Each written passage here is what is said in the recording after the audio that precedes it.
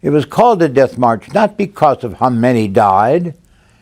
Of the 12,000 Americans, only about 1,700 lived to come home. But they called it a death march because of the way they died. If you stopped on the road, you were killed. The year is 1945. The world awakens to the unspeakable horrors of the Holocaust, a genocide that forever changed the course of human history. 6 million Jewish lives were extinguished, along with millions of others. But amidst this unimaginable darkness, a small number of people found a way to endure. This film is their story. In this video, we will hear directly from the survivors, the last living witnesses to one of humanity's darkest chapters. When I was 14 years old, I was deported to Auschwitz-Birkenau along with my mother, my younger brother, and 3 of my siblings.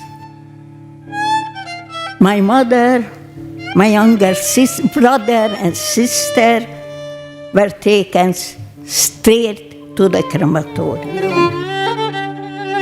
I never saw them again. The vibrant streets of Krakow once hummed with the daily rhythms of Jewish life, a world rich with tradition and community.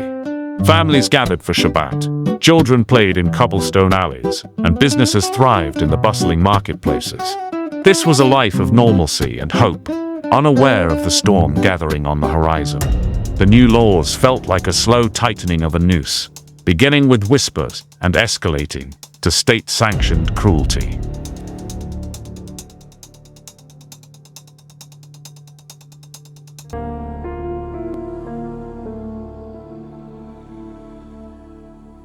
Il y a 2 solutions. On accepte l'humanité telle qu'elle est, on se suicide. Et comme j'avais aucune envie de me suicider, je fais avec. Moi, on m'aurait dit, il y a encore 2 décennies, qu'on tuera des hommes et des femmes, et surtout des enfants, parce qu'ils sont juifs. J'aurais dit non, c'est plus possible. C'est fini, ce temps-là. À mon goût et à ma connaissance, malheureusement, peu de jeunes maintenant savent ce que c'est la Shoah, malgré que je vais régulièrement entre 45 et 50 témoignages par an scolaires. Et malgré ça, ils ne sont pas très nombreux à le savoir. Ce drame qui s'est joué à cette époque-là, ils ne savent pas. The camp gates loomed like a promise of hell. A place where identity was stripped away and replaced with a number. The air was thick with the stench of smoke and fear, the screams of guards echoing off the barren walls. A quick gesture, a flick of a hand, determined who would live and who would die in a matter of seconds. We were having lunch with a friend of mine in a restaurant, and we ordered our meal. And all of a sudden, 2 guys came and they said, well, you'll never get your meal, but you're coming with us. So they arrested us because I'll tell you why, because somebody pointed at us that who we are, that we're 2 Jewish girls. So they took us to the police station, first to the Slovak police station, and each one was separately interviewed. And the officer there made me an offer. And he said, I can stay in the jail, but every day I'll walk the street. And if I see somebody that I know that lives like me, just wave or say hello. And just like what this guy did. So I said, no, my life is not worth more than anybody else's life. As the Allied armies closed in, the Nazis forced the remaining prisoners on a final, agonizing trek across the frozen land. It was a journey of unimaginable suffering, where thousands perished from exhaustion and cold. It was called a death march not because of how many died. Of the 12,000 Americans, only about 1,700 lived to come home. But they called it a death march because of the way they died. If you stopped on the road, you were killed. If you had a malaria attack, they killed you. If you had to stop to defecate, they killed you. If you just couldn't take another step, they killed you. And how did they kill you? They'd either bayonet you to death, shoot you, or in some cases decapitate you. They did not give us water. They gave us no food.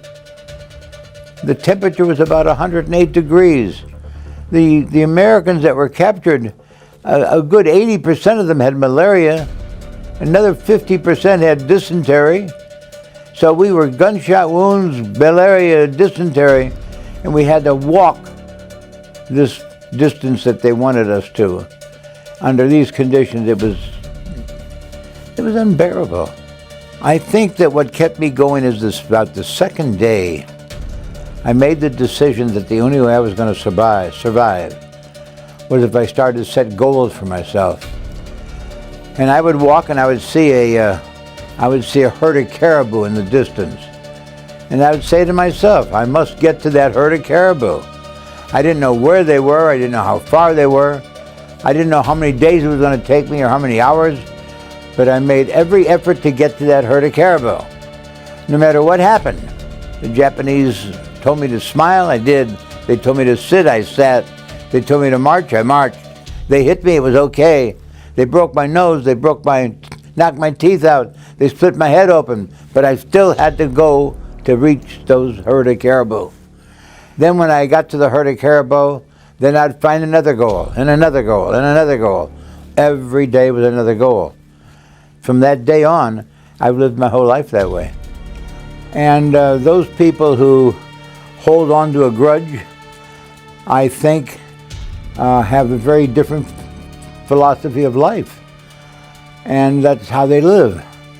By not holding on to a grudge, by being able to roll with the punch, I think it's a lot easier to live.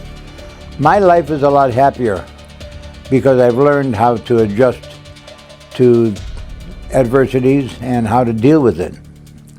The Disabled American Veterans, I'm a lifetime member. I believe that they are an organization that spells out clearly what their goals are. You know, Disabled American Veterans doesn't mean that you have to be disabled with the loss of a limb. You could be disabled other ways. And I do believe that every man that came back from Bataan are disabled in some manner, either mentally, emotionally, through physical attributes. And I think we're all a member of the DAV in one way or the other. If we're not, we certainly should be. But the DAV was very kind to me in many ways, and I'm very appreciative of that.